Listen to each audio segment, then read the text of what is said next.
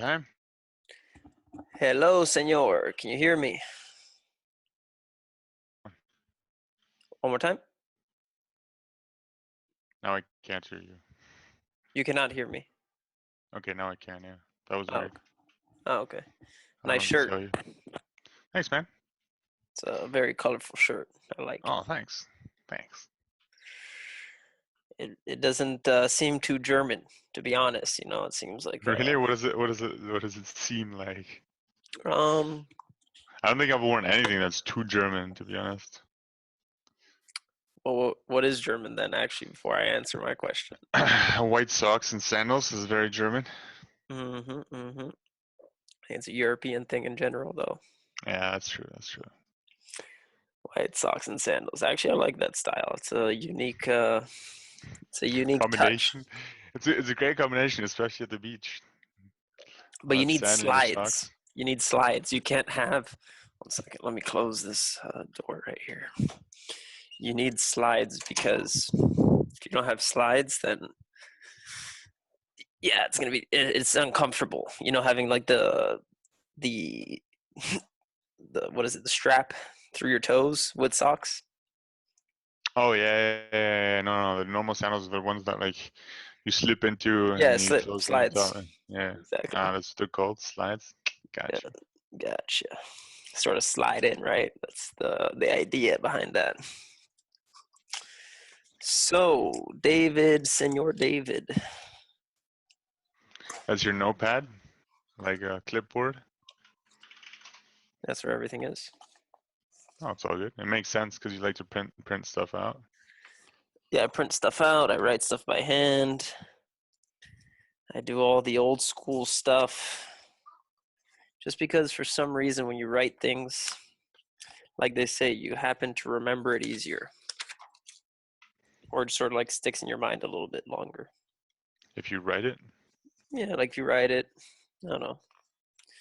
For me, it works. Fair enough. I mean, if it works for you. Exactly. I mean, I thought it worked for me, but I mean, I can remember important stuff without having to write it down. Generally. Generally, you see, that's the thing I don't trust in generally. Specifically, that's what I like. I generally remember everything except for that one important thing you told me. That one super important thing. No, I do write them down. I just don't write them down by hand. I write them. Well, it is by hand, right? It's just on a keyboard. It's not with a pen. Exactly, but it's different. It's different. So in any case, David, here we are, number 4. This is episode number 4. Are we starting? Yeah, well, it already started like 2 minutes ago or 3 minutes ago, but this is number 4. Yeah, but like, yeah, I would remove the beginning. Why would you do that, David? I don't know. Exactly. You So got to make it official. You got to be like, okay, well, hey, this is David Schwartz with Charles Osterman, and we're episode number 4 of Biz-Dev Talks. yeah, but you got to Here let at people. Biz-Dev Media. But people got to see the original. People got to see the reality of things, right? We curate. No We filters. curate it. No We hashtag no filters. hashtag no filters, and that's also the dilemma, right? Everyone only shows what they want people to see, so people are confused because they think they're like, well, he just went from this to that, and they don't see any of the beginning, any of the middle. They You're just see saying the that they perfect don't see the picture. failures. They don't see the failures, just see the successes, and they think that it just happens overnight and Hmm. not like years and years and years of work. Is that what you're saying? No, but even the process of getting something going, right? People just like they show you the 1, 2, 3, but they don't show you 1.1, 1.2, 1.3, and then number 2, 2.1, 2.2, 2.3, right? They just show you do this, do that, but they don't give you any detail around it, right? They make it sound very like cookie cutter, easy process, like nothing's bad's gonna happen. Every day's a blue day or a clear sky, A they sunny don't day. sunny Yeah. day. Also, if you don't have one of these, this is a Corkscrow cup. This is not a promotion. Corksicle. Yeah, I but was not paid to it's say this. yeah. I'm definitely not paid to say this, but it is very nice if you like to drink like coffee or tea. Available on Amazon. Nice. Yep. Available on €39. That's Amazon not bad. Europe. Yeah, Amazon DE. Mm. Yeah, no, it's good. And like for I, coffees, it just keeps your coffee a little bit like hotter, a little bit longer, a little bit toastier. nice. I Usually can has a get it delivered by tomorrow.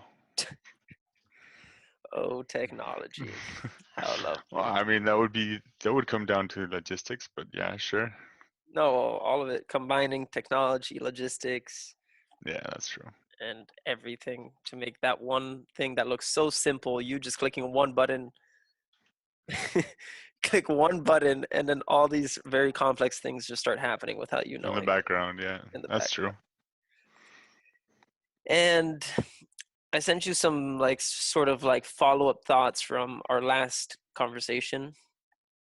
And I think You mean the talking points that you sent to me?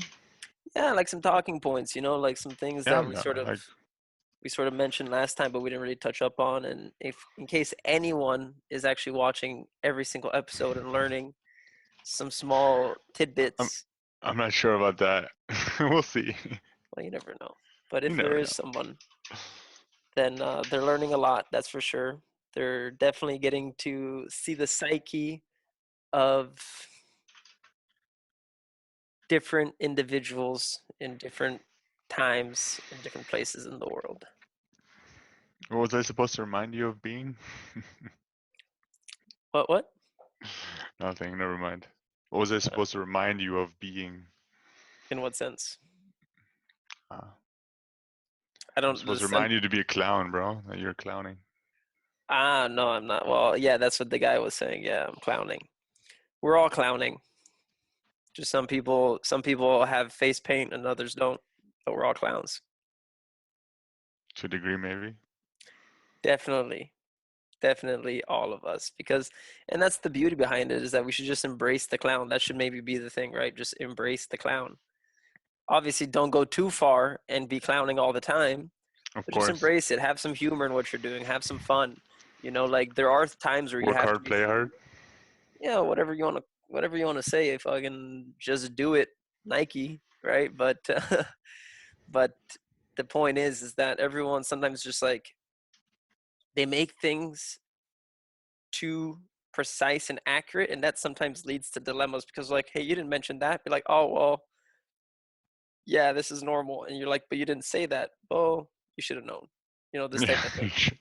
Okay, yeah. So if something goes wrong, nobody shows like No, the. because you think it was I gonna be get what you're perfect, saying. right? Like you think it was gonna Yeah. be like, oh, we're gonna do this, this, this, this. Back to that cookie cutter thing. Like, oh, we're gonna do this, this, this, but they don't sort of mention like maybe this could go wrong, maybe this could happen. And then when those things do happen or those things do go wrong, everyone's like hands in the air, like pissed off or whatever. But it's like to be expected.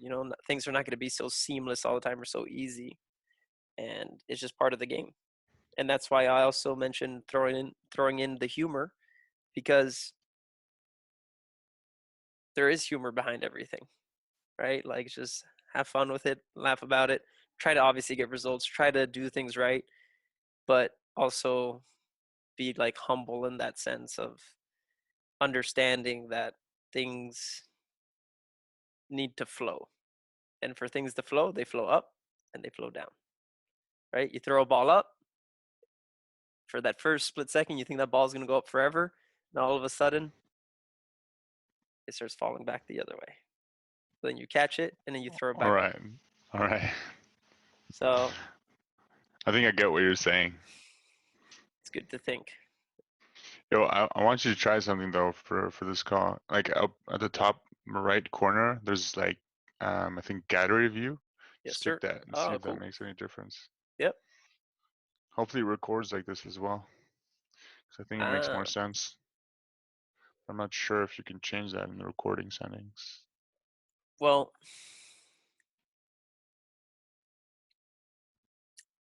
I think it will because speaker view would mean No, no, um, yeah. that's like whoever's speaking, right? And this is sort Okay. of both. Here, I think it just highlights when you Who's start talking. speaking? Yeah. Are you talking right? Right. Should I talk? Yeah, I am now. But you have to stop talking. But That's you how it see, it switches. switches. Yeah, Exactly, yeah, it switches. Yeah. yeah. So we're learning every day. This is Zoom, by the way. Very good program. If you're doing it for one-on-one record streaming recordings, it's perfect. It's free. Thank you very much.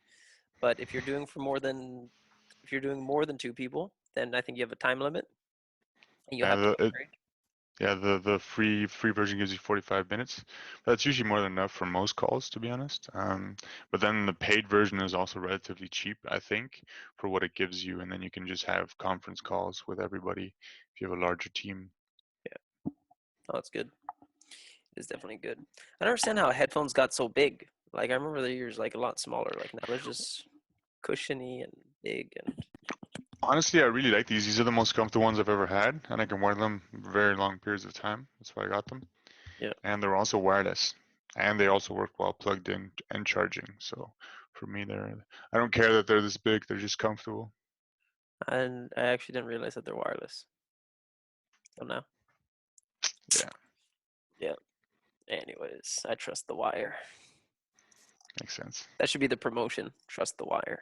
Trust the wire. So health and performance, David. Health and performance. Health and I mean, I think this is more your topic, to be honest. I mean, I understand it to a degree, but I Yeah. think you live it more than I do. Um, I've obviously, dabbled in the health and performance arena myself. I mean, I'm working myself towards, improving my health, which Yeah. also improves in performance. But I think your daily routine and what you do is more in that direction, like how your health impacts your performance and kind of what you can do to improve your health. So you understand the general concepts that being healthy is maybe a good thing, right? Like taking care of yourself is somewhat of a good thing. Oh, of course. And I mean, I think it's been proven or and in various studies already that being healthy and keeping your body active also helps your mental capacity as well, And your and how you performance, right? performance, yeah, how long you can Exactly. work, how hard you can work, so on and so forth. And it's not only about how long you can work, it's, I think, about like how long and hard you can work over and over and over and over again, right? Because a lot of people can do like short bursts, right? Like they can 1 week all excited, yay, like push through. 3 weeks, yay, push through, but now do that for 6 months, 1 year, 3 years, 6 years, 7 years, right? That's a different type of endurance, right? And that's the thing is that everyone's doing the sprints You when gotta in be the running a marathon. when in the end it's a marathon, right? And that's why some people get discouraged when, let's say, they're doing cold calls, they're calling. Ah, no thanks, we don't need that product. Oh, no thanks, we don't need that service. Who are you guys? Bang, no one's picking up, no one's replying, all these things, and they feel very like down, but they only called 10 people, right? And it's like, Yeah, just because you called 10 people and none of them wanted your product, your service, or even just to say hi to you, doesn't mean that it's game over, right? Like maybe number 11 is your big guy, right? Or your or number 15 or number 36, and people just like are taking everything as battles instead of realizing that it's a war, right? And to win the war, yeah, you might have to win most battles, but in the end it's sort of like, who's the last man standing? Is it going to be you, or is it going to be your competitor? And that goes back to like that endurance of like being able to show up day after day, doing whatever it is you're doing, obviously refining and tailoring your art or your pitch or your offer or your service that you're providing, whatever it might be. But it's like just having that sort of fortified resilience to just keep going, right? And obviously you want to learn to identify when you're just burning your tires, but it's just like back to that part of the health and the performance is that someone, I think, no, it has to be more than 2 years ago, it has to be maybe like 3 years ago, they told me My favorite quote is, and this is how I live my life, is that how you do one thing is how you do everything. And at the moment I was like, sounds good, like sort of thing. But then you realize that it's sort of true, right? Like you need to have what you mentioned last time, like this integral way of life, this holistic way of being like, you can't just do good in one thing and then sort of let everything else fall apart, because in the end everything will fall apart like a house of cards, right? So you need to have all the pillars and the foundation set up properly. And we are a machine, right? Our body's a machine to do whatever it is it's supposed to be doing, whatever we want it to be doing. And if you take care of it, then you'll be able to do whatever else you're doing as well pretty good generally. So it's like that part of health and performance is that, yeah, you need to take care of yourself and you need to be at your optimal state so that you could perform best in your personal life, in your business life, and in everything. 1 second, 1 second. Okay. No, I had so in any case, there we go. So in any case, the health and performance, yeah, sure, I do focus a lot on it because I think it is very important, and it's something that people are sort of like overlooking and very taking it like chill, like I don't know if you've been to a gym in a while. Well, you said you don't go to the gym, you do all your workouts at home, but Yeah. the last time you went to a gym, when you look around, were most people working out, or were most people like chatting, taking selfies, and doing this other thing? I mean, here in Germany, I think everyone goes to the gym to go to the gym. Really? Well, maybe not. I mean, but most people were actually doing some form of workout. You could tell, like, there were some people going hard at it, Yeah. like the bodybuilders, and there were other people just, going for like a little treadmill jog that didn't really seem that motivated. So, I mean, Yeah. there were definitely different levels of motivation there. But, and sure, I mean, there were some people that were just chatting, but I think most people were actually, working out. No, and that's the other thing too, is like if you're in the gym, might as well go hard, right? Yeah, Because whether you're there like if you go hard or if you don't go hard, you're still there and you're still paying to and be you're still there. paying. Yeah. So you might as well just go hard because you're already there. Same when you're doing a job, right? Like if you're gonna do a job, a work, whether it's for yourself, whether it's for a client, might as well just do a good job because you're already doing it, right? So might as well give it your all. And that goes back to the thing of how you do one thing is how you do everything. So if your if your goal is to give the best service, to sell the best product or create the best products for others, then it would only make sense that whenever you're doing things for yourself, you're also going to do the best. And whenever you're doing things for your family or your friends or your loved ones, you're also going to do your best, right? Because how is it that you just do one thing good? I'm only going to do this good because I'm actually getting paid for it. And then if you're not getting paid for it, or if it has nothing to do with your work or whatever it might be, or it has to do with yourself, you're like, I'm just going to half-ass it, right? Like it doesn't make, I don't know, it doesn't seem like a long-term sustainable plan that is like fulfilling. I agree. And I think I've noticed that with myself to a degree over the last month and a half because I set myself a goal to always like do more. And if it's either more pull-ups, more push-ups, whatever, I always want to, at the end of the week have done more like per day than I did at the start of the week. Yeah. But do you And track it? um, internally, basically, if that makes any sense. I know you say that, but it's a step-by-step process. And I Yeah. used to track it on my phone. Um, and I feel like that didn't really help me personally. And that's the thing you were saying with tailoring and doing it your own way. As long as I feel like I'm progressing and the number count goes up in terms Yeah. of what I can do, then I'm happy. And that's what it's for. It's pushing myself as far as I can go. Like I was still worked out while I was sick, Yeah. even though I couldn't push myself as hard as I could when I was healthy or am healthy. I still try to push myself as far as I could while I was sick. You know what I Yeah. mean?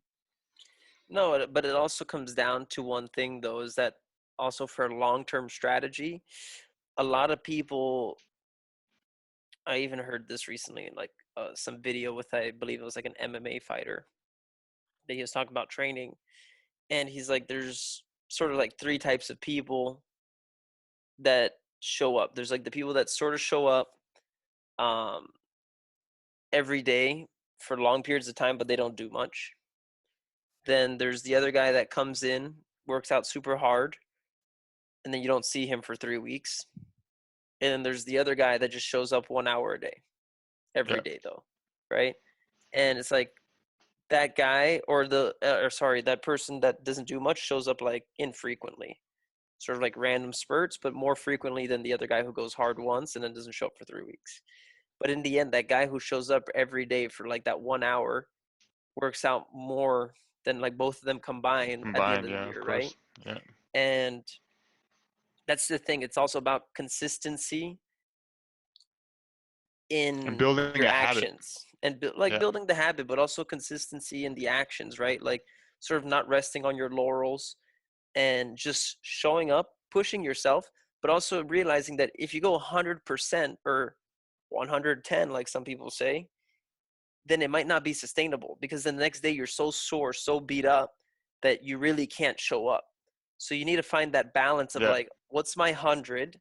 And then maybe you got to be doing 80%, right? But increasing that 80% throughout time so that it's something more sustainable because you're like, you're tired, you stressed your muscles, you stressed yourself, like a healthy stress, but then you're able to show up the next day and you're able Yeah. to show up the next day and you're able to show And up the see next that day and that's keep what I've doing been trying to that's what I've been trying to do. Just show up every day and try to work out every single day. that. Yeah. If even if it's not much, like because whatever I can't, um, still try to do as something at least every day.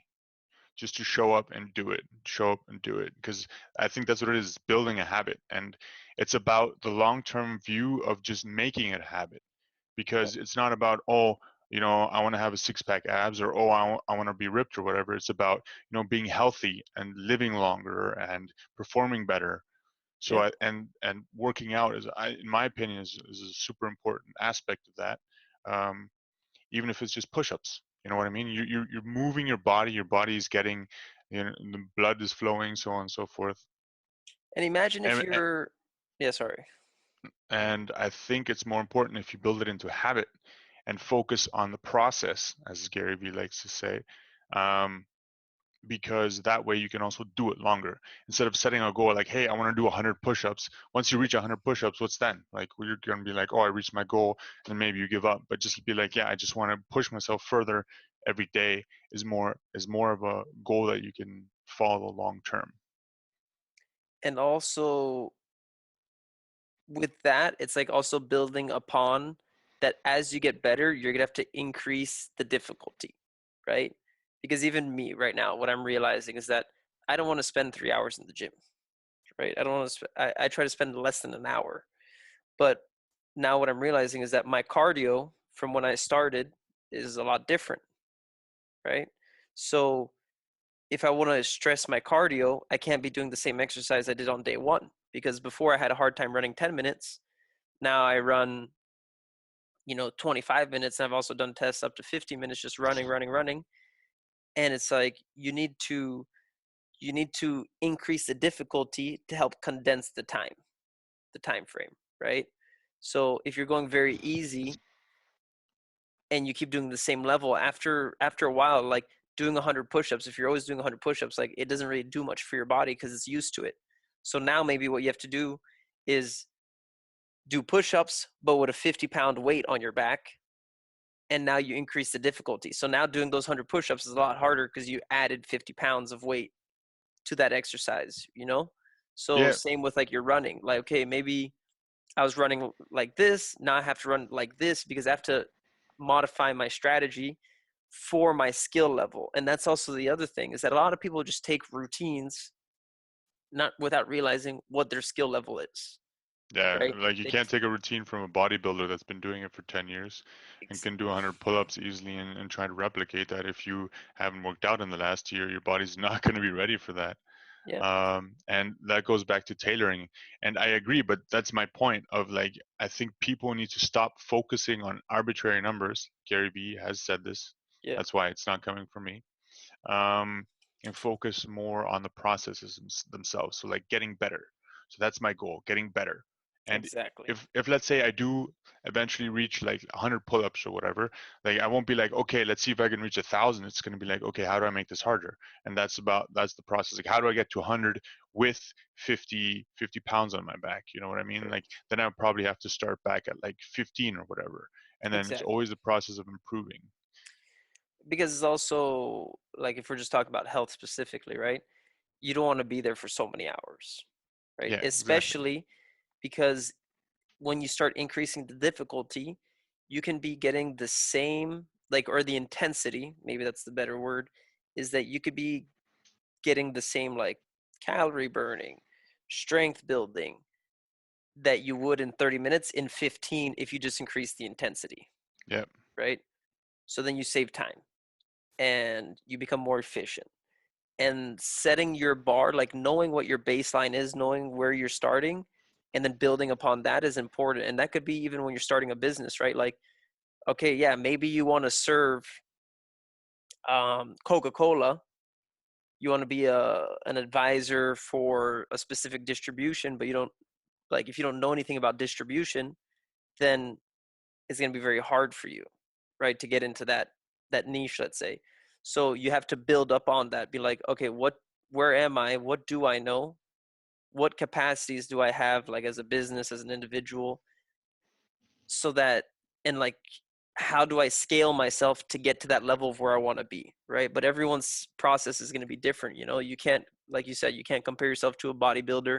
You can't compare yourself to a large firm if you're just a one guy show and you just got into the niche, right? It takes time to build upon things, but people sometimes don't want to, they get sort of like demotivated when they're like, what do you mean I'm gonna have to be an apprentice for 3 years or 5 years or 10 years before I'm at the level that I'm ready to do what I actually want to do? So that's sort of a little bit on that sort of side of like how you do one thing is how you do everything, and the importance behind, so knowing where you're at, maybe knowing where you want to go, but also realizing that there's a process to get there. And that process is different for everyone. Some people might be able to do it in 6 months, but some people might take 6 years. It depends. Yeah. Obviously, you want to condense the time frames, but 6 years is not much depending on what the thing is, right? If you want to rebuild a city, maybe 6 years is not that much time. Yeah, I don't know if you could. Maybe the Chinese could, but I don't see other countries doing that. Chinese. Yeah, It's crazy how quickly they build things, but that's going off topic. Um, exact. yeah, But it yeah, depends, of course, on yourself and your path, basically. That's the thing. There's not just one path, and everybody wants templates, yeah. but how do you know there you can use templates for certain things, like let's say a proposal or a sales contract or an NDA, sure, but like how do you make a template for how a business should grow? I mean, sure, you can have a template, but then you always need to modify it and change it to match every specific business and every specific business owner and like their capacity and their budgets and so on and so forth. And that's why it's important to like benchmark, like to know the benchmarks a little bit, because Yeah, of course. it also at least shows the norm, right? Like you don't want to go in there and be like, oh, my limit is 3 push-ups. Like it might be, but like maybe you got a little bit more in you, right? Yeah, So you want to like sort of know what the averages are, know what the maximums are, but at least so that you know you're in the ballpark of something, right? You don't want to just be there in the air guessing if thinking, it's good or not. yeah, exactly, thinking you're the best when some dudes are just doing 600,000 times more than what you're doing, and you're like, right, you're living you're in la la land. It's Yeah, an illusion, living in a bubble. living in a bubble. So that's the thing. You want to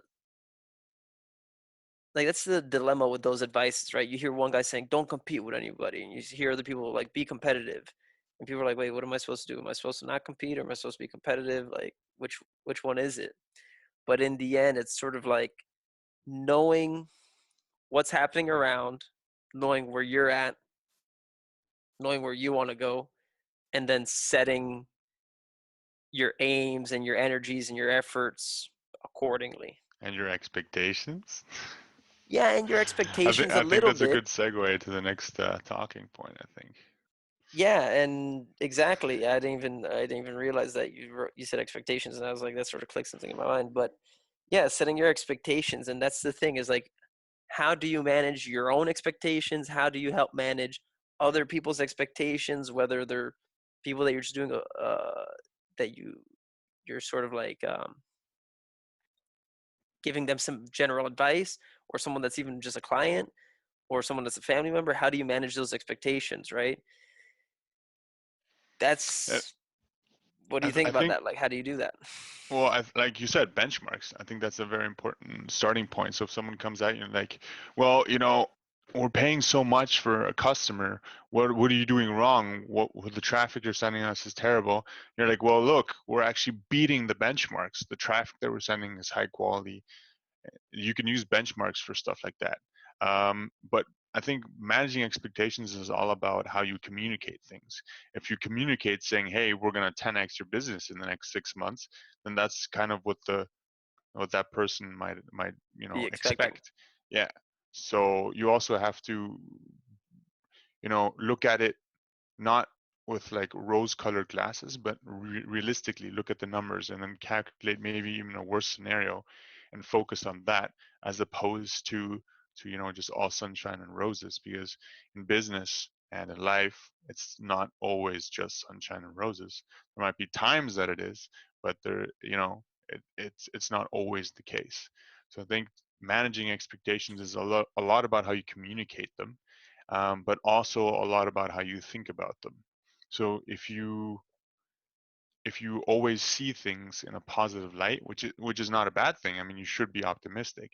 But Yeah, if you just unrealistically expect to reach something without knowing if that's even achievable, yeah. just because that's what you want to get, then that's being unrealistic, and that's how you kind of manage them by looking at what's realistic and looking at benchmarks, um, and maybe not communicating unrealistic expectations. And that's also like what you're mentioning with benchmarks, right? Is that sometimes because this is another important thing. Sometimes people find benchmarks, but then those benchmarks, it's like apples and oranges, right? They're both fruits, but they're completely different. And sometimes people do that. They have a apple and oranges benchmark. They're like, oh, we should be doing this. And you're like, yeah, let's say it's in the same niche as you, or in the same macro world, but it's a completely different situation. Let's say you're a startup um, software company, and you're comparing yourself to QuickBooks, or you're comparing yourself to Microsoft, or you're comparing yourself to um, whatever, like different, like you're comparing yourself to these larger corporations that have been around maybe for 30, 40 years, 20 years, whatever they might be. And you're like, why aren't we doing the same as them? And you're like, well, they have billions of dollars, and you're right here on a $10 budget, right? And you have one person, which is you, and now you're trying to compete against 30,000 employees or 30,000 people, right? So it's like setting those, like the expectations are important, and having benchmarks, but also you want to have the right benchmarks, because then they could either work for you or they could work against you, right? Because you could sometimes be thinking, oh, we're doing pretty good comparing to this one company, but then you realize, let's say you're Microsoft and you're comparing yourself to this small startup, this one man show, you're like, oh, we're doing way better than him. But then you compare yourself to Apple, you're like, wait a minute, we're not doing that well, right? So it also depends who you look up to, like your mentors as well, right? Like you some people could be, some benchmarks can be good and some of them can be bad. And now how do you know which one's right, which one's wrong? This takes like some cognitive, Experience yeah, some and experience and research, some research, some cognitive logic, to be like, comparing yeah, this, as okay, well, this I makes think. sense, this doesn't make sense. And that's the thing, is that, as long as you're trying to set real expectations, then that's sort of what matters. Like understanding the pros and the cons. And there's nothing wrong with cons. Some people are like, you know, because if you don't want to do something, just look for one reason. Don't look for 1,000 reasons why not to do something, right? That's the thing. Some people just add too many cons, and you need to know all. You need to know them, but if you start looking at all of them, then you can start saying, "What if this guy dies?" And this, if, like, there's so many things out there. So you got to focus on like the key points of what's actually important, what metrics are actually important, what benchmarks are actually important to be aware of. Because if we're aware about everything, then we might say, "Oh, this is not worth it. Just just stay home." Right? Because you're like, oh, well, I might get struck by lightning, so I might as well just not do anything at all anymore. Yeah. And Sit you're in a like, corner and do nothing. yeah. So that's the thing. If you go too extreme one way or the other, like if you're way too paranoid, I don't think there's any level of paranoia that is maybe too extreme unless it really freezes you up. But like having a healthy dose of paranoia is good, and having a healthy dose of optimism is also good, right? You don't want to be living in either or extremes all the time. I think this is back to the main topic that I think has come up in all of our talks is balance. Balance. Balance. No, balance is important, and it's but it's also it's a difficult topic because balance to everyone is different. Of course, and that's why you have to decide what's a balance for you. I think that's a perfect segue to our next talking point, which is what does it mean to live a fulfilling life? And to me, I think it has to do with balance. It has to do with balance of work. It has to do with balance of for me family life. That's for me, right? For you, I don't know if you even want a family, to be honest. Like we never talked about it, but you know what I Well, mean. I That's have I probably have Mimi right over here looking at me. So it's my little dog, and Mango fair somewhere enough. else. Yeah, yeah. Fair Got enough. my own little family going on. Fair enough. Um, So I think that's also dependent on like what you want out of life, right? If you Sure. want to be the number one, football player in the world, then that's what will be fulfilling for you, basically. So I think it is all about what your personal desires are, and also what your career desires are, and so on and so forth. And it varies from person to person. What I want is different from what you want. What I want is different from um, what my life partner wants. So Yeah. And that's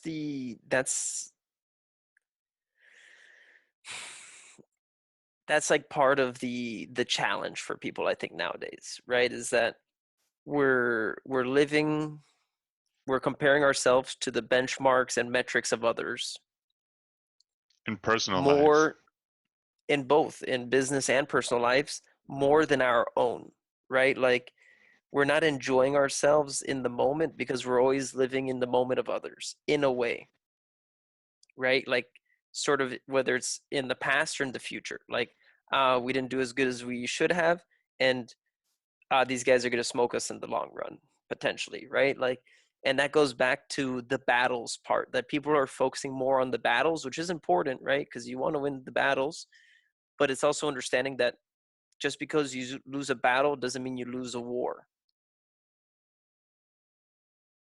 All right, like there's a it's just because you had one failure doesn't mean that everything else after that's going to be failures, right? It's just like sort of this understanding that it's not the end until it's the end. But the end is Yeah, I get what you're saying. And I think I can kind of say like a marketing comparison to that. Um, is that like you launch a lot of campaigns, or you need to launch a lot of campaigns and test a lot of things, because usually it's only like 1 in 10 things that works. So 9 out of 10 things that you try are most likely going to be a failure, like in terms of ads, in terms of landing pages, so on and so forth. And a lot of people fear failure, or not fear it, but just compare themselves to to things that are just unrealistic.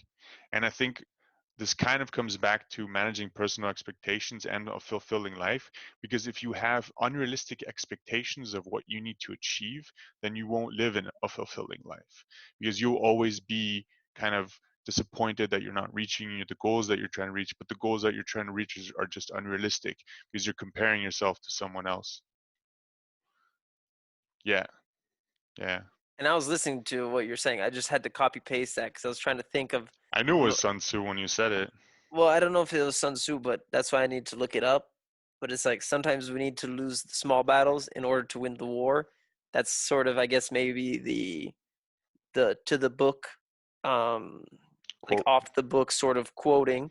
But it's also about that is like what you're saying is that just because one campaign, like you try out different campaigns, just because one doesn't work doesn't mean that online marketing is not a effective strategy or tool, right? It's like you're not going to win every single thing.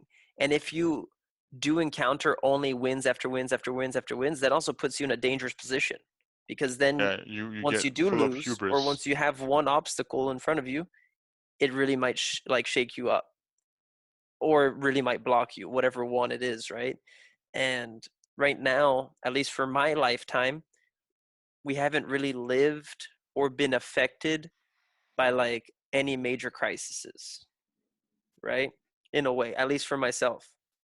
So, yeah, sure, September 11th The happened. financial crisis Yeah, but it didn't really affect affect you us personally exactly the because we way that were it we affected were others, kids at the time. Yeah, yeah, I feel you. and so that's why it's a little bit different in that sense. For sure, some people have been impacted, but that's a different story. That's for them. For myself, we haven't. So, you have this very like optimistic and everything's great and everything's just progressing. And people don't understand that also that part of like the times is going to be a big downfall for a lot of people because everyone's been living these good lives. And then once you start hitting obstacles, once people start saying no to you, once you start losing some clients because of XY reasons, then it's like shit. So it's like you need to sort of have this understanding, like this sort of way of thinking that of the good and the bad. And that goes back to like a little bit of like the integral thinking and having like this sort of balance of life, balance in thinking, understanding that sometimes things take time and sometimes things might not happen at all, but it's not bad. It's not the end, right? There's always something else. There's always something to, you could always change your approach and get different results or go after, not saying different things, but in a way, different things. And I think I sort of strayed off because of that. Something you said made me stray off, but having that integral thinking, I think, is an important part overall of moving forward into the future, not only personally, but as a business. And what do you mean by integral thinking, though? Because I know you wrote that, but I'm not sure what you mean by that. Well, it's a term that some people are using nowadays, which goes back to, if I remember right, Ken Wilber ex- in integral yeah, theory. exactly. So Ken Wilber, I believe, is the guy who probably developed it. And there's other spin-offs of it, but I think it's just sort of the easiest way to do it, which is sort of taking like, it's a holistic way of thinking, right? He just changed the name in a way or added a few different like rules, let's say, to it or defined it further than other people. But it goes back to like how you do one thing is how you do everything. And then having an understanding of good and evil, you know, like having that idea in your head of like what makes things right, what makes things wrong. And that sort of thinking, there's no right answer to it, but it's sort of being conscious of it. Because in the end, if you tell someone this is how you're supposed to do something and you sort of set laws, then it's very hard because sometimes that's not how things are. Like there's no guarantees in life. You have these black swan events. So you need to be like sort of prepared and being understanding like, okay, we live in the good times, which means X, Y, and Z. But now, once, let's say, bad times come, then you're gonna have to readjust your ways, right? So it's about being like fluid and being able to adjust to the times or to the opportunities that come, which is important because sometimes people are like, let's say they're doing something, but then the machine, let's say you're running on a treadmill, then the machine breaks. And people are like, oh, let me just go home then. I was like, no, you could, like, if you need to finish your exercise, you could do another exercise, right? Like, it doesn't mean it's the end. Or you have this one client and you lose him, doesn't mean you just close down the business, right? You just have to shift, Shift your readjust, thinking. right? Let's say you're selling, you used to be in the business of selling wired phones, and then all of a sudden wireless phones became the thing, right? You just start selling wireless phones instead. You just shift, right? You just move. So that's the whole part of like I'm trying to find like sort of random concepts to maybe help solidify it, but it's just about being fluid in your approach to life and how you're if you have this sort of fluidity, then that could uh, be of benefit to your personal life, and that could also be of benefit to your business life, to your family life, just sort of adapting, right?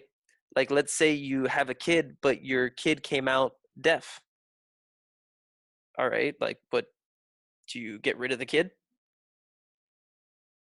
No. No, right? You adapt. Okay, do we need to get hearing aid?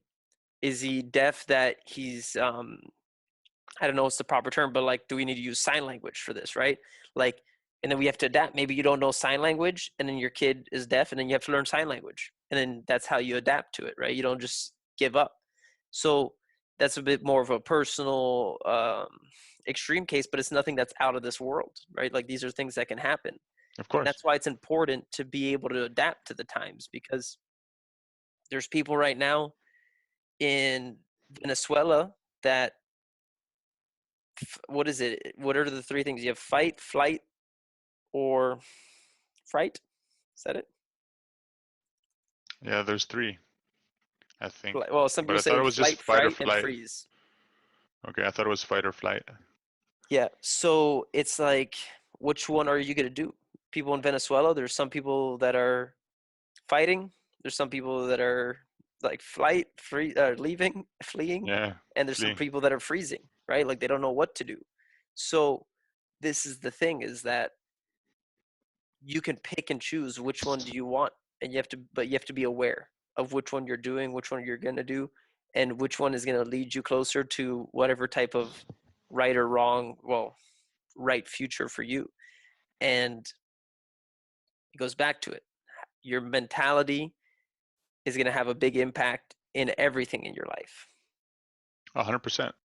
So with that being said, it's like having this open mind, having this way of thinking, whether you want to call it integral thinking, whether you want to call it conscious thinking, whether you want to call it David's thinking, doesn't matter. It's just about being aware. And I think that's what's sort of important. And an understanding that, everyone is somewhat different. Every situation is somewhat unique. And yeah, you need to have some guiding principles and values that are going to help you push through certain obstacles or situations, though sometimes what you used yesterday doesn't work today. So you have to adapt. So it goes back to that. And I think this is also a kind of good segue to the next talking point, which is taking a step back.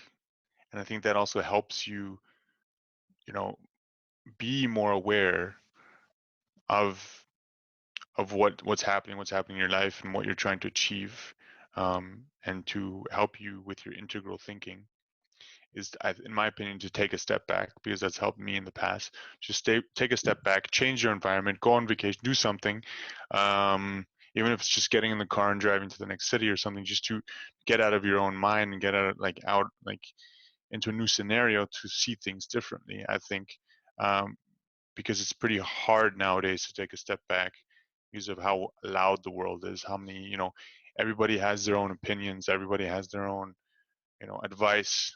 Your mom wants you to do one thing, the guy that you're following on social media is saying this other thing, your best friend is saying something else. Like, we live in a world where everyone is talking, and has their own opinion. And how do you take a step back from that to perform Or how better? do you stand your or how do you stand your ground to sort of follow what you believe to be right?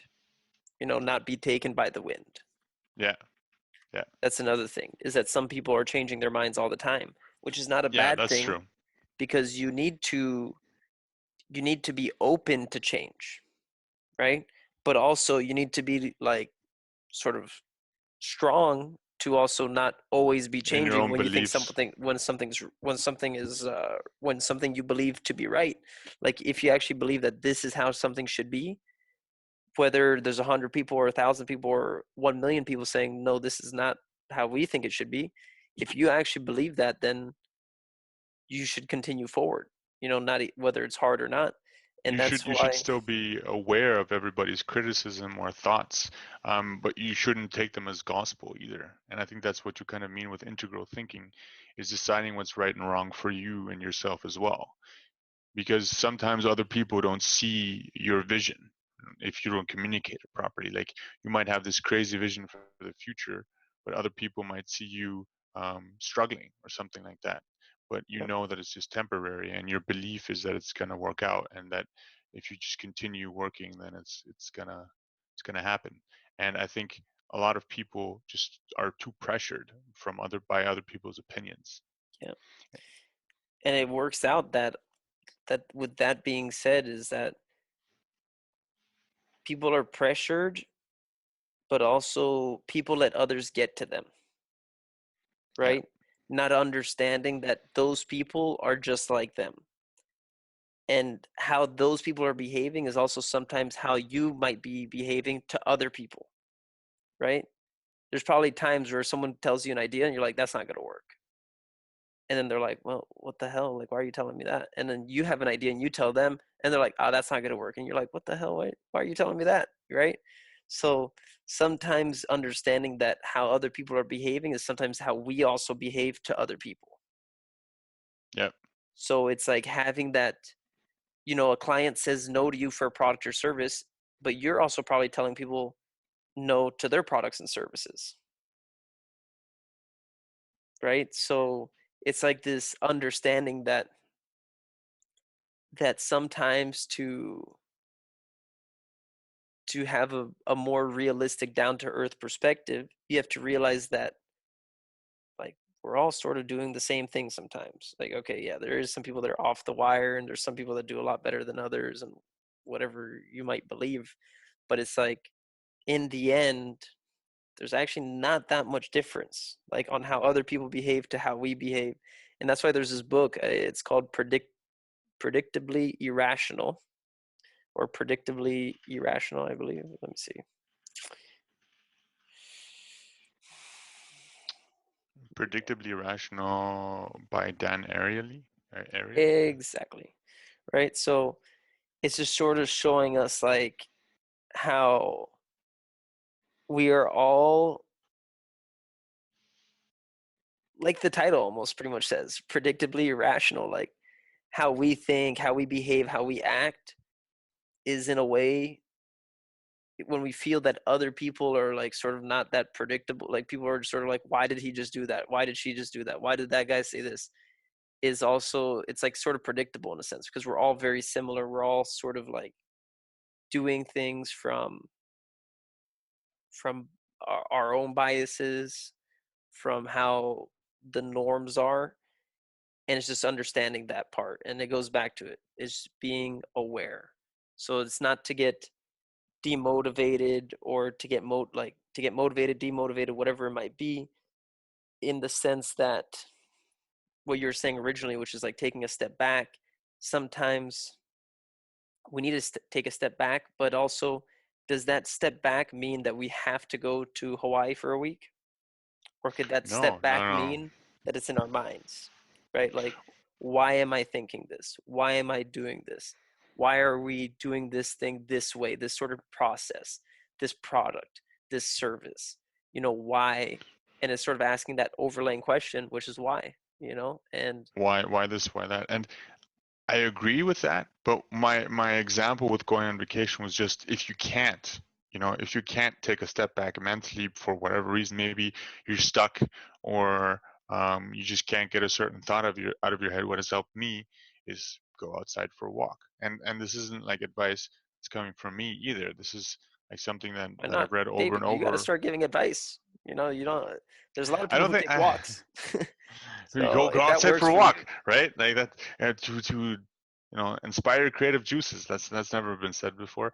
But what has helped me is just change the landscape to try and get a little bit outside of my head.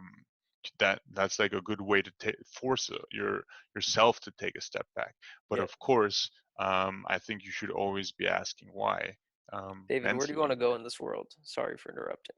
Tell me a What do you place. mean? Like Tell me a like place. what's my like bucket Just list tell for me. places I Yeah, want to tell me a travel? destination. Destination. Anywhere in the world or Yeah, just anywhere there. Just throw it right now. Tahiti? All right. Any place specifically in Tahiti? No, I don't know. I'd have to check which All right, place has the perfect. best surf spots. But So I want you to take a minute, David. I just want you to breathe. All right, and I want you to just soak in. You're in Tahiti right now, David. Just breathe. Close your eyes. Have some visions. is that how you force yourself to take a step back? No, I'm just joking with you, but it's just the point is that some people, like it is true. Like maybe that's why like I like the fact that you said take a walk because that's more of a it's something Realistic. you could do exactly. It's realistic and you could do it right now, Yeah, right? You you could can like get up literally and step walk outside out your house or step outside the coffee shop or wherever you're at, your office the office. and sort of just take a walk. And that's the thing is that taking a step back because people always think like it has to be like these extreme and grandiose things, right? I need to go skydiving right now. It's like, nah, man, just take a That's deep not what I breath. was trying to say. I was just trying to say like change your environment No, I in know that. I know whatever that's way that like is best for you, right? yeah, Because for obviously for me to go to Tahiti, that's like a long ass trip. But if I were to just get in the car and drive to the ocean here, that's like 1 hour, and I could theoretically do that if I really wanted to. yeah. And just being by the ocean usually calms me down. Like whatever that is for you, to help you take a step back. That was just what I was trying to say with that. No, and but the reason why I went on to that little rant there is because there's a lot of people that when they hear certain advice, they think of it in the extreme and they don't realize that sometimes the solutions are like basic, easy things that you could do in the now. A small Like shift and not a like a small shift. massive change. Yeah. Exactly. It doesn't have to be because all these big things are an accumulation of all these small things. And that's why doing the small things, how you do everything, is important because that's how you're going to build up to those big things. You don't just all of a sudden start going into $1 billion deals. That's sometimes these thoughts that I have. I'm like, oh, like when you hear about these private equity firms or you hear about these investors and they're doing all these like huge investments or projects or creations or these services, like yeah, it's attractive like in your head, like at least for me, I'm like, oh man, that's super cool, like that they can offer this product and service globally. But then, for example, myself, I might not be ready for something that's global to that extent of selling to Africa, Asia, Europe, Canada, United States, Mexico, South America, Caribbean, because to do that, it's a lot more complex. Now the laws change in all those countries. How you do transactions, the languages, the all these things, it gets more complex, right? Like the idea of selling globally sounds cool, but it's actually pretty complex. Like, oh, where are you producing your products? Oh, we're producing it in Guatemala, but to ship to South Africa is maybe very difficult. So now you have to now this whole thing starts now you start adding these layers of complexity. You're like, wait a minute, this almost sounds impossible, you know? And that's why I sort of applaud these larger companies that are able to do these things, because it's actually quite amazing how they're able to like do it. I was thinking of the word like get their shit together, keep their shit together, but it's like, it's not that easy. Of course. There's a lot of Moving pieces. layers. Yeah, a lot Yeah. of moving pieces, a lot of layers of complexity. And yeah, there's some key pieces like, oh, well, we just ship from here to there and they make it sound easy, or, whatever it might be. We just translate the box from English to Chinese and we sell in China. But then again, there's a lot more to it than just that. And with that being said, I understand that if I, for example, for myself, want to get to that level one day, I have to do small building blocks. Instead of maybe going global, maybe I go to just one more continent, right? I expand. Oh, instead of just being in the Caribbean, I do United States. And then after United States, maybe I do Europe. And then after Europe, I do Africa. And then after Africa, I do Asia. And then But then, after maybe, but these are also small, like bigger steps, right? You need to take all the small steps. You need to expand into North America, and then you need to do maybe Florida first, or whatever, or like start in yeah. 5 states, and then move to 10 states, then move to 20. And then it's like you start saying like, okay, for every every state we're going to focus for 2 weeks to develop it, right? And then what you realize with this small progress, these small steps that seem small in the moment, eventually you do the whole United States, and They then add after up. that you do part of Canada, and then you do the whole Canada, and then you build on it, and then that mission that you were thinking was going to take you 1 month ends up taking you 10 years, like to do global. But it's a process, right? And then people look at you from when you started 10 years ago and they're like, these guys are nothing, nobodies, whatever, that's never going to work, this and that. And then they look at you 10 years later like, oh, we always knew you guys were going to do it, you guys are so methodical and blah blah blah. But it's just like sort of realizing that, to like sort of almost summarize everything we're sort of talking about, is that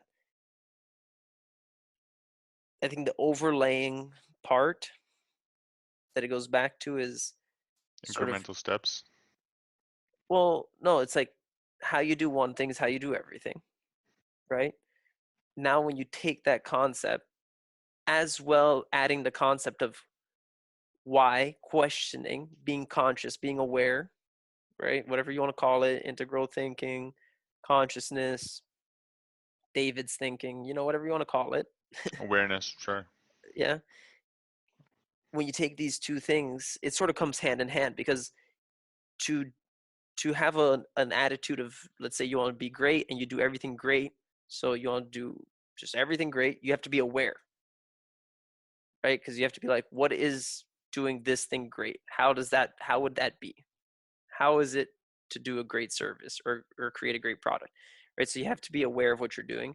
But now when you take all these things, combining it with like your personal and your business, and I use like personal can maybe have many categories of friends, family, yourself, and then business can be whether internally or externally, right? Because it's not only external business, you also usually have partners and you have people you're in contact with to be able to create the product or create the service.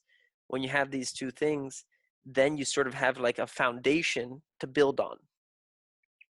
You might not be great today, but you know what great looks like, and at least you can sort of get there because you know Yeah. what there is, and then you could build upon that, being like, wait a minute, we're offering this, but people would maybe like it that they can get delivery instead of in 2 days, in one day.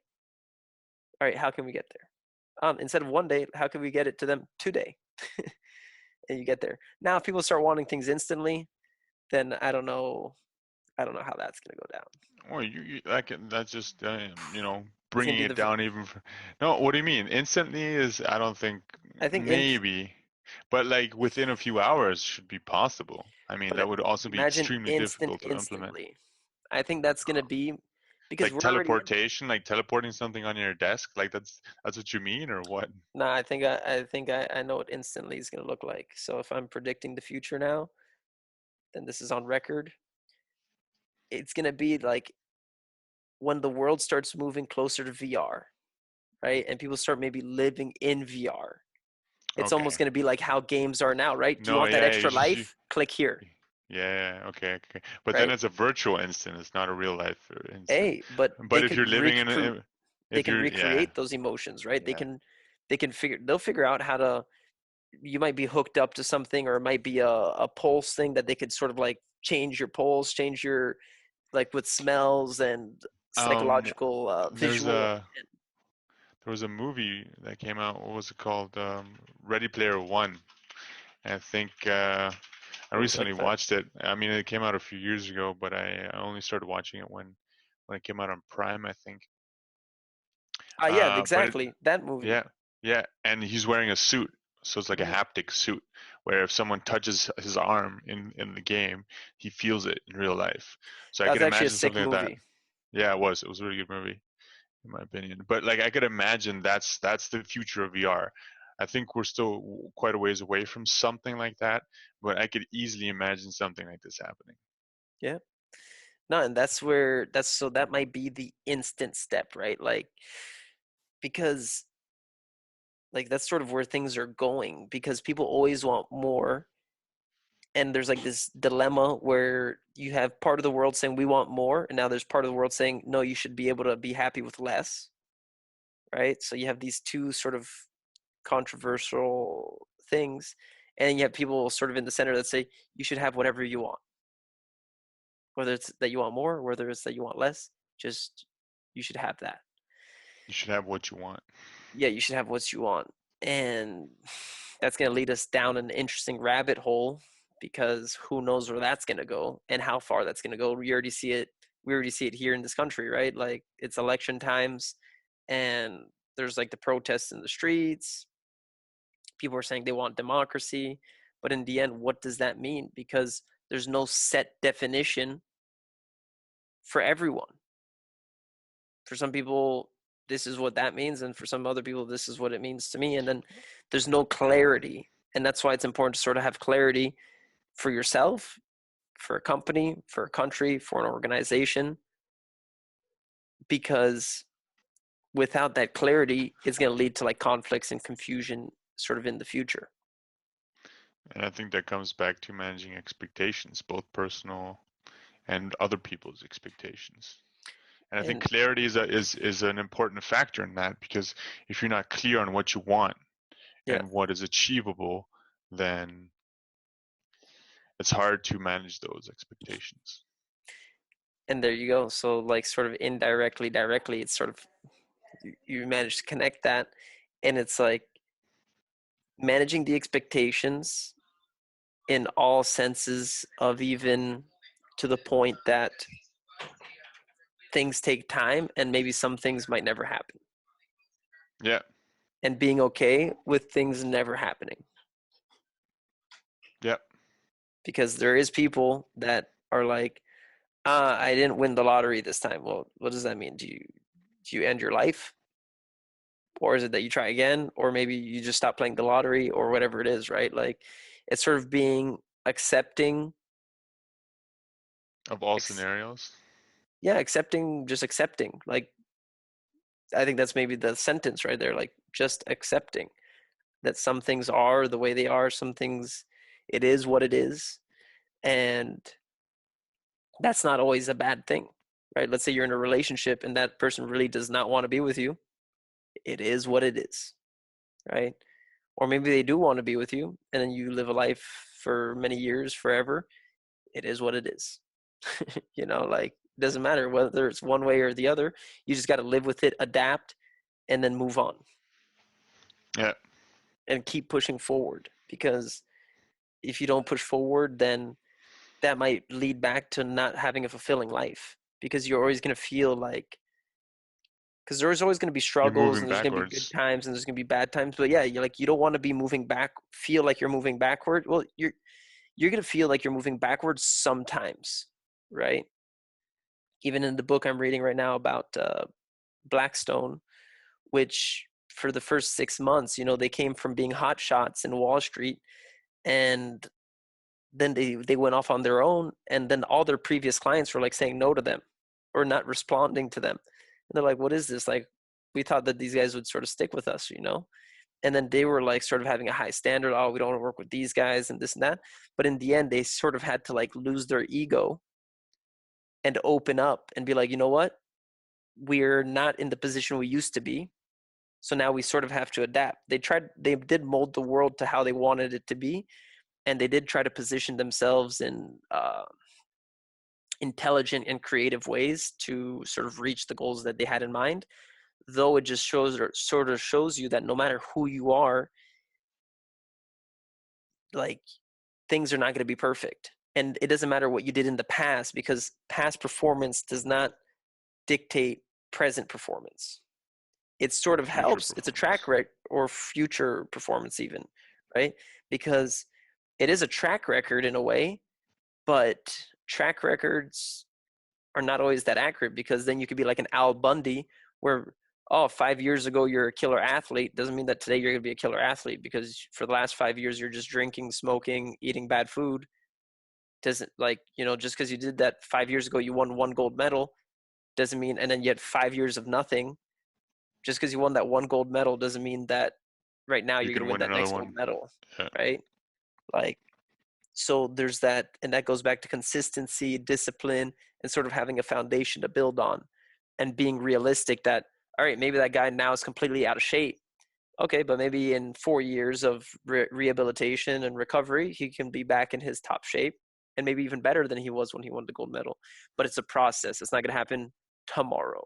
It's not going to, it's, these things are processes, and it's being understanding, like, all right, maybe building up a company takes 5 years, maybe it takes 3 years, maybe it takes 10 years. And that's not a bad thing. Just because you heard that some unicorn startup became $1 billion company overnight doesn't mean that your company has to be like that. And even that you might even enjoy it, because now when you increase these levels, like when you go bigger, things get more complex, things get more challenging, and More you not money, more problems. more money, more problems, and you might not be ready for that, Yeah. right? And that's also what I think about, is that it's just and I see it, like it's just a process. You don't go from the blue card to the black card, right? You go blue, then you go gold, then you go silver, platinum, and then You're maybe you talking go about black. Amex cards? I'm just talking in gen. Most of the companies now use the same colors, right? Like Okay. they And start off in some, Germany, or the credit card system is a bit different. It's more of a prepaid credit card that you have, and they don't give you any bonus points. They don't do in Europe. anything really. Yeah. In Germany, at least. Why is that? I don't know. I mean, you can get a credit card from like, I'm going off tangents here, but you can get a credit card from like the Star Alliance, and then gather my airline points, but then you have to use their specific credit card. You know what I mean? If I So use a my bank, credit card, it gives me nothing, so like like no Deutsche bonus Bank, points, for nothing. example, doesn't have like a credit card like tiers, Not that I'm aware of. really. Not in that regard. Like they don't give you any bonuses. I mean, there's special programs that do, maybe, but if you get a normal credit card, it doesn't really give you any benefits like cash back or anything like that. At least on a personal level. On a business level, it's a different story. But That's interesting, because yeah, here, like I know about the Amex, because we also have the Amex, but the like just the normal banks, they give you, like, you have different tiers with different limits, right? You yeah, go up. yeah. And if you have more money than you get better bonus points and whatnot, and you get a better service, and you get like the gold or Exactly. the platinum or the whatever black. I think is the final one, as you were Yep. saying. Yeah, I know. I understand. I understand the system. I'm just saying in Germany it's different. Oh, okay. Well, whatever that system is, the point is about like the progress, right? Like sort Yeah, of understanding that managing $100 of credit card limit is different than managing $500, and then that's different than managing $5,000, and that's different than managing $50,000, and then 500,000, and then 5 million, and then 5 billion. These are all, you have to build up for them, because the responsibility changes. It's very easy to, like, you see that with people who win the lottery. They win the lottery, and then 1 year two later, two years. years later, Yeah, they lose it all, right? So yeah. you can tell that it's not like money. Even in the book, it was money is a is a bad money is a bad solution to a problem. Let me figure out that chapter for you real quick. but it's just like, and it's true, is that it's a poor solution for a bad problem. I think that was the money is a poor cure for a bad situation, All right, makes sense. right? So, and that's like the truth behind it, is that some people think, oh, when I have more money, things are gonna. It's like, no, it's not, Jimmy. And I think that comes back to living a fulfilling life. If you always focus on the future, always work like attach your happiness to achieving something, I don't think ever going to be happy, because once you achieve that one thing, you're going to attach your happiness to another thing that you have to try and achieve, Well, it's and you maybe will never placing. achieve happiness, which is what you're chasing in the first place. Well, it's maybe that, right? It's maybe putting your happiness in the future can And be the the happiness, dilemma. Like, I'm gonna be yeah, happy when. I'm yeah, gonna be happy. Yeah, I guess when. Yeah, when I have, right? Like, when you're placing it, it's sort of like you got to be. That's why they say the movie. It's like it's the pursuit of happiness, and I yeah. believe in the Declaration of Independence of the And United the States. Dominican one, or okay, No, the of the U.S. United one. States. Uh, Let me just figure out what the whole sentence is. Life, liberty, and the pursuit of happiness. I Right? didn't know that's what it was, but okay. Yeah, that's July 4th, the day Declaration of Independence. Yeah, life, liberty, and the pursuit of happiness. So this is something that it's not really a destination. It's not really that you're even maybe It's ever the going to get journey. there.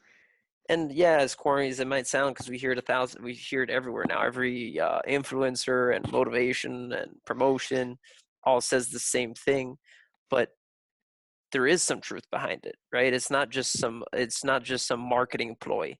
Like, people take it as a joke, right? It's like, even unfortunately, like, people take religion as a joke now. Like, when you say amen or God bless you or whatever it might be, there is some people that take it seriously, but or you wish them luck, they're like, yeah, yeah, whatever you say. It's like, no, I'm actually wishing you luck, like, good luck. And with that being said, is that same with the pursuit or the journey. It is a journey and it is a pursuit, because it never really, you have moments of happiness and moments of joy, right? And you're sort of getting to that, and then the moment fades, and it's okay, and then you just got to get another moment, and then you also got to sort of relish and enjoy the bad moments, quote unquote. But without the bad, if you only had good, you wouldn't know what good is, because that would just be the norm. Yeah, So you it would need just be normal. It wouldn't be good. and it's in the book of the greatest salesman in the world. It's I'm gonna love the light, for it shows me the way, but I'm also gonna love the darkness, for it shows me the stars. Right? There's good in all of it, but it's just finding it. Yeah, You know, and that kind of, I think that comes back to gratitude as well, a little bit, or seeing the good things and yeah, even the bad, um, or bad things happen for a reason or whatever. But I think gratitude is an important part of living a fulfilled life, because being happy with what you have, you can have goals and try to achieve things that you don't have, but I think you should still be grateful for what you do have, yeah, because there are people that are and most likely for the people that are watching this, the vast majority of people on this planet have it worse off than you. You know what I mean? Like, literally. There's someone so out there that always has it exactly. worse than you. Oh yeah. Oh, of course. But I mean, the majority of people probably have it worse off than you, um, if you look at it statistically. But that's why you have to be grateful for the job that you have, for the work that you do, for the company that you're building, for the opportunity to be in the financial situation that you're in. Like, you know what I mean? You have, like, even if you have $10 in your pocket, you're still richer than, what was it, 90% of the like of the world's population. So Yeah. that's kind of what I'm saying.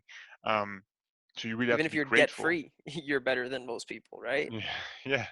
Um, So I think being grateful for what you have and seeing that and repeating that to yourself and realizing that, I think that's also very important for living a fulfilling life. And it comes back to it where all these concepts, they're very personal, right? Because what it means to you and what it means to me and what it means to someone else is different.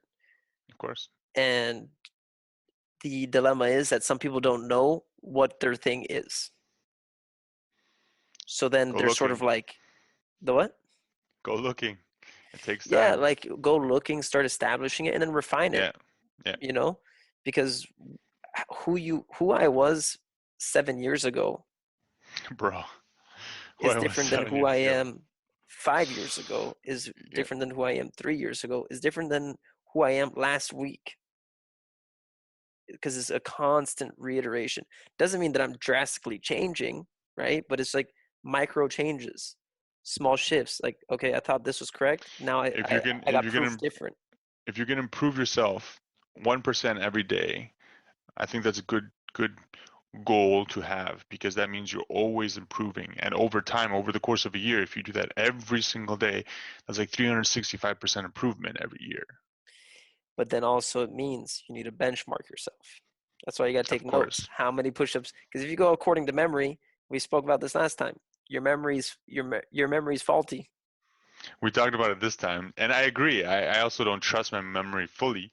Um, And it also helps us like sort of get away with stuff because like I haven't had a piece of chocolate in a long time. And then like, what does a long time mean? Does a long time mean 6 years? Or does a long time mean 48 hours?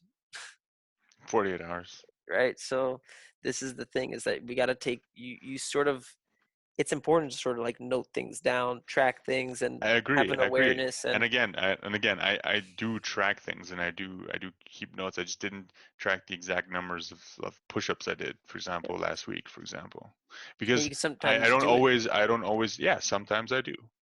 because what you can Like, do, but for this example, is like my fitness, for example. For an, other aspects of my life, I like make sure yeah, to know everything.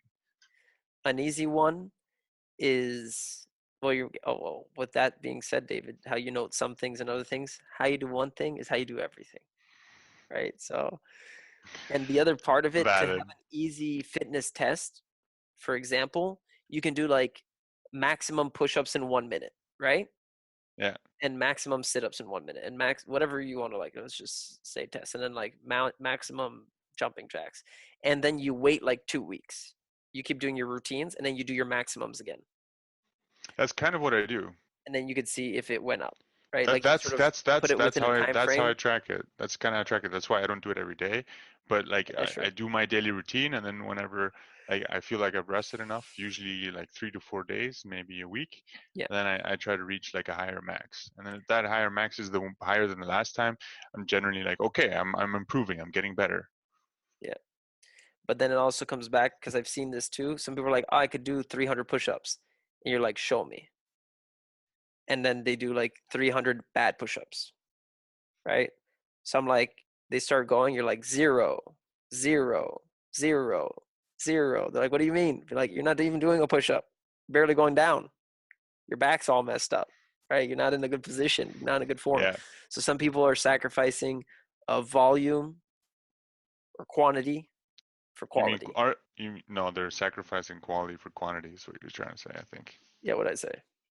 You're sacrificing Sacrificing quantity for volume. quality. Yeah. Yeah, there you go. I am confused myself. It's all I'm good. human, but that's the thing. They're sacrificing the quality for quantity, and that goes back to it, is that you want to be efficient. And let's say if you're doing consulting, if you're going to spend 1 hour, spend actually 1 hour focusing on the problem, trying to find the solution, trying to find the improvements, instead of like having a scattered 5 hour session, right? So it comes back to also focusing, which is an important skill, because when you know how to focus on one thing, you'll be able to focus on other things. And sometimes focusing means, well, being aware, taking the step back, sort of trying to be in the moment. And I think that's sort of like wrapping up the whole part of it, is that we didn't talk much about, like, let's say, quote unquote, marketing strategies, or ways to increase paid advertising, or ways to sort Get of cheaper customers or get whatever. cheaper customers, or whatever it might be, whatever someone might be looking for, or how to do a campaign, or whatever it is. But in the end, all these things that we talk about sort of help lead to a good strategy, right? Because when you have the proper foundation, you could build on that. But a lot of companies sort of skip steps and they think like, we're just going to do this or we're just going to do that. And it doesn't even align with anything that they do before, or they don't have the proper infrastructure, the proper systems in place to even do that, right? So uh, we know what our problem is. We're not global. We got to go global. Well, it's like, wait a minute, like, are you sure? Like, is this actually the right thing? And or we don't run any ads. Let's run 100 ads at once today, tomorrow, right? Let's put 100,000 to some and ads, start the 100 tests. Yeah. right? So that's the thing, is that some people sort of like try to leapfrog things instead of being like, hey, okay, like, don't worry, you might have $1 million to spend on advertising, but it's like, let's just test some small things out first. Let's just see, and then build from that. Let's just Yeah. not go guns blazing and waste a bunch. And then, sure, like, if I guess hypothetically, if you do increase the spend, you could see the results quicker. But it's like just But you taking still those need to, steps, yeah, exactly. If right? something's working really well, you can scale quicker, obviously. But it is all about taking steps. And most systems don't, like, if you try to just increase too much too quickly, you overwhelm it. Yeah. And And it's it's also, people usually not find a it good boring. idea. They're like, oh, what do you mean we're not gonna like go hard from the get-go and this and that? But it goes back to the sustainability. It goes back to like that working out way. It's better to show up every day, an hour a day, than it is to go hard and then not be on the playing field for 6 months. Or it is Yeah. to randomly show up with no consistency. And that's what some companies do, like, let's say you have that million, they're like, oh, and they only have 1 million. They're like, oh, let's just spend it this week. And then nothing works out because, well, you had no sort of benchmarks, you had no reference, you had no idea what could work, what not work, and then boom, they have no more money. They're like, all right, we can't advertise anymore for the next year and a half until we build up the funds again to have a marketing budget. So it's not like, so now that it's not sustainable, it doesn't make any sense. But some people, even though we're saying it like this, and we might be like, oh, this doesn't make any sense, some people actually behave like this, right? Like, where they do some things like, let's go hard, or let's just sort of scatter our efforts and not be consistent with it. And that sort of doesn't help them build up good results because you have nothing to build off of. Yeah. You have no references. You have no idea what actually could work, what might not work. And you're not sort of letting things, because you want to let things develop on their own, and you sort of got to push it along, right? You can't just like, because some people are like, just let it grow by itself. But unfortunately, that's also sort of some random, not that good advice, because if you're not doing anything, nothing's going to happen. You have to push it forward for sure. You have to at least push it forward, and then you got to sort of like adjust the sail, right, to the wind. Yeah. Yeah. So you can't just like create artificial scenarios and then think it's going to work forever, because it's not going to work like that. Or at least right now it's not going to work. Maybe in the future when everything's artificial, maybe it'll work then. Maybe. But in any case, David, I think we did cover a lot today. And Yep. whoever did put up all the way to this point in this video, Thanks for making it this far. I think we say that in every video. If you're yeah, seeing it this time, go back to the other videos and watch the ending, and you'll hear us say it. yeah, you're probably here saying it, but don't go all the way to the end, because there's usually like it's probably 20 minutes before the end, because it just keeps ranting after that point. But we're like, okay, peace, and it's like, nope, wait. yeah, no, it's coming, it's coming. Yeah. No, but it's I think it all comes together, right? And this is a sort of a conversation where we write a business talk, but this is also a personal talk, because how you are personally will affect how you work in the business world, will affect your strategies, also will affect the people you sort of associate yourself with. Because also, that's the thing, is that, birds of a feather flock together. And if you have sort of this approach to life, and you find other people with this approach to life, you can maybe actually build something. Because it also does come back to, I think, something that we mentioned before, which is like compromising, where we have our ideals, we have things we want to do, but sometimes we have to compromise to the ideas of others, to the ways of others, to maybe actually get better results. Like, whether that's because some people might use like agreeing to disagree or whatever it might be, but it's sort of like compromising on being like, all right, sometimes I know things better than others, but also sometimes other people know better things than I do. And it's sort of accepting that and going with that, which goes back to the acceptance part of like working together with people, accepting the differences, accepting the pros and the cons, and moving forward, launching together forward to whatever it might be, a campaign, a hotel project, uh, the restaurant we decide to eat at, whatever it might be, whether it's big or small. But how you do one thing How you do everything. is how you do everything. Which is actually a book, I believe. I don't think I've read it. How you do one thing is how. How you do anything, I think, is actually the title. If it was Yes. master your focus, maybe. No.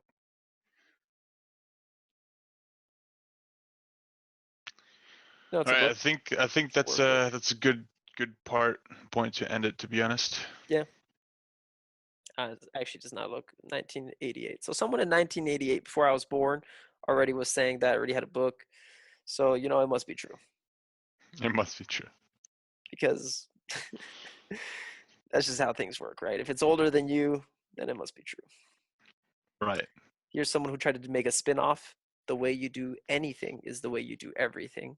The why of why your business isn't making more money. Suzanne Evans. I have not read it. It only has 41 reviews. Does not mean it's a bad book, but I guess she just spun off of the concepts that were established Well, a long, long everything time is a ago. spin-off, but that's a topic for another day as well. There you go. How everything is a spin-off. There's nothing new under the sun.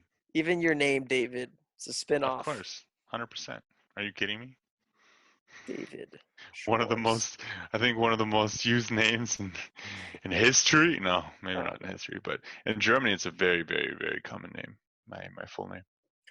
Yeah. Hey, Like do you guys it's know like David? Oh, you mean Schwartz? Yeah, you know him?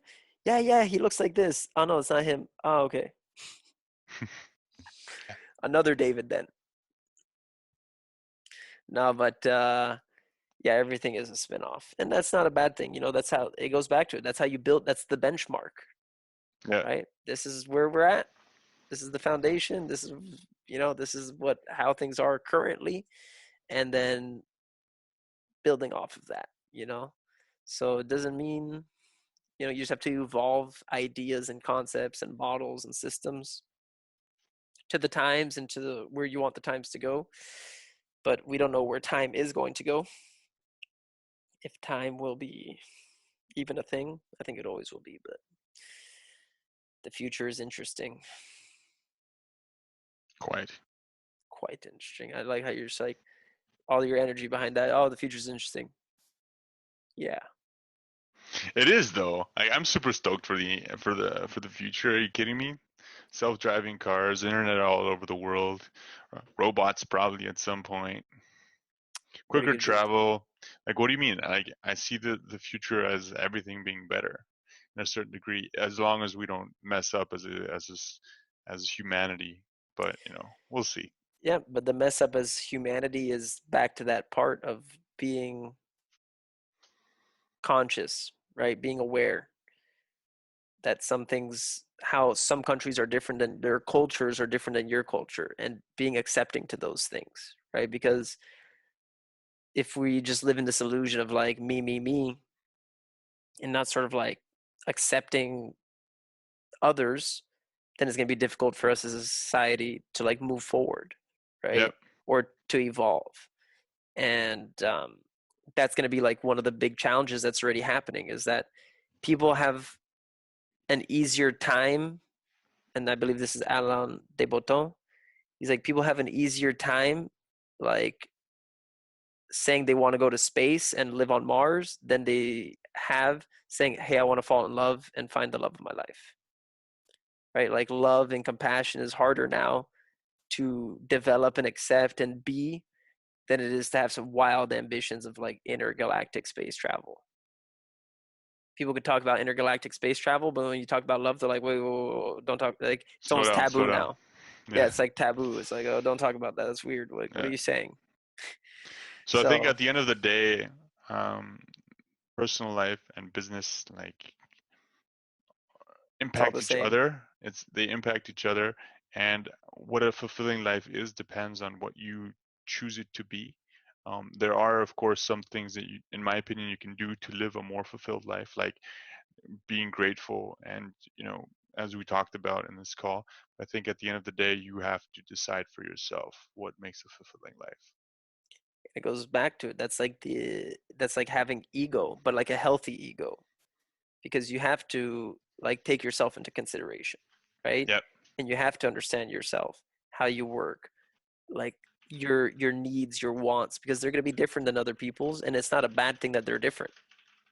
People will need different things, people will want different things, but it's just being aware of that and doing that internal work, that shadow work, like also some people say, is that it's like sorry, I'm just laughing thinking about it, but So uh, for those that aren't aware, I wrote Charles that we should end yeah, this call because it's very hot in here. I turned on the heating this morning and the door's closed, and I'm in a small room, so it's yeah, you don't very turn off very the hot. heating? Is there no windows in there? Yeah, I can. I can. I guess I could open the window, but then there's sounds and stuff coming in. All right.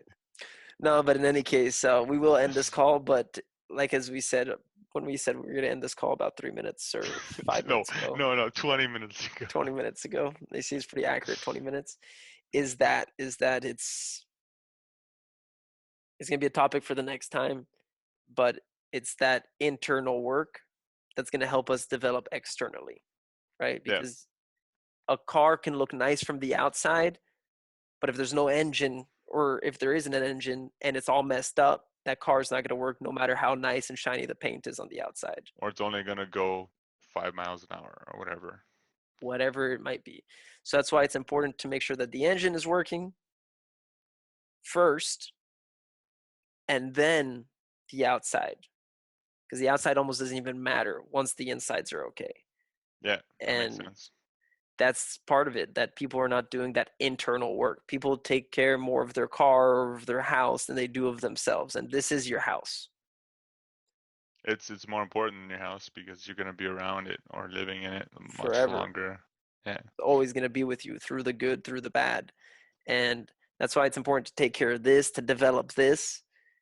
And if you're listening to this somewhere else, this, I'm pointing to my body, to my mind.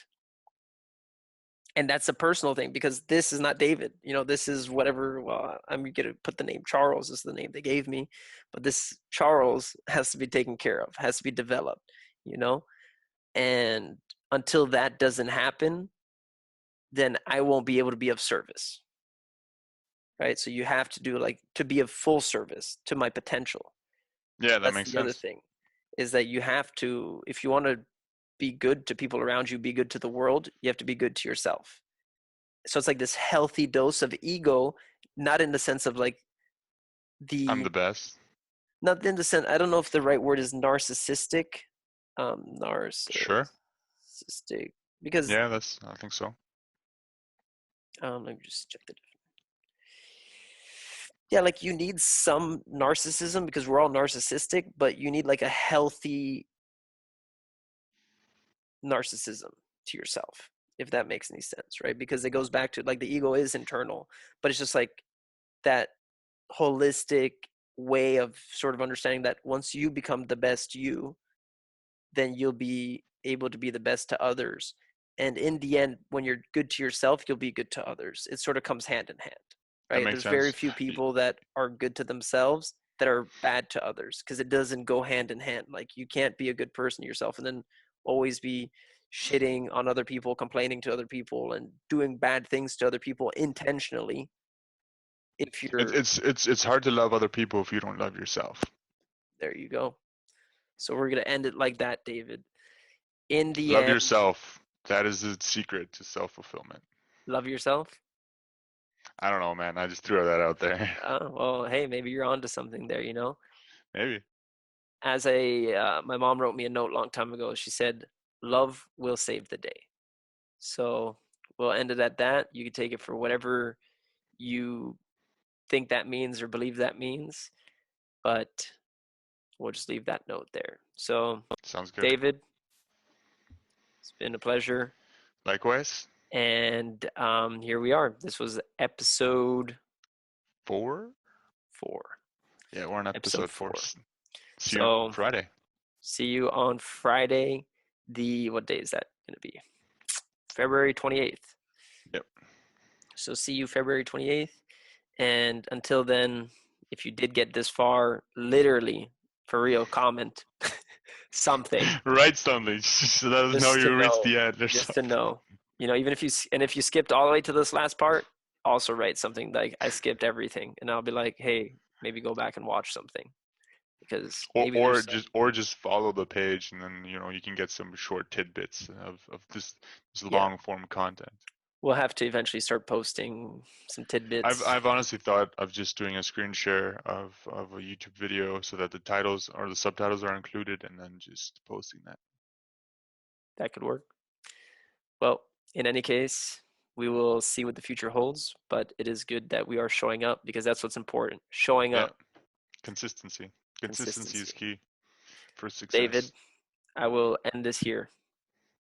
I will All right, also man. continue my Peace. day. I do have some work, and I Yes, I likewise. took 53% of this MacBook's battery. So that's It's been almost 2 hours now. wepa. Yeah. Well, I also have some things I have to do. we all have work to do. So Yeah. but it's also important to do this. It's important to talk and share and develop in Of this sort of course. format. So, and then if anyone else benefits from this, even better. And this rant will be ending in 3, Peace, bro. Have a good day. 2, Bye. 1. Have a good one.